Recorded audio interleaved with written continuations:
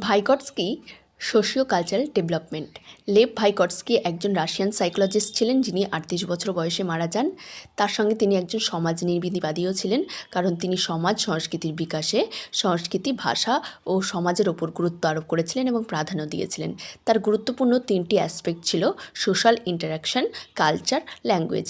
এই 3টি বিষয়কে তিনি তার তত্ত্বে খুব গুরুত্ব দিয়েছিলেন। আরও কিছু গুরুত্বপূর্ণ টার্মস হলো ZPD, zone of proximal development. এটি এমন একটি সীমা যা শিক্ষার্থীর সেই মুহূর্তের পারদর্শিতা এবং সম্ভাব্য পারদর্শিতার মধ্যে পার্থক্য সূচিত করে। এই যে ছোট্ট গোলটুকু দেখতে পাচ্ছ, এই গোলটুকুর পর্যন্তই শিক্ষার্থী নিজের কাজ করার ক্ষমতা রাখে, এবং শিক্ষার্থীকে যদি কোনো সাহায্য করা হয় তাহলে তার কিছু করার ক্ষমতা বৃদ্ধি পেয়ে এই এরিয়া পর্যন্ত যাবে। তাহলে এই এরিয়াটাকে বলছে জেডপিডি বা জোন অফ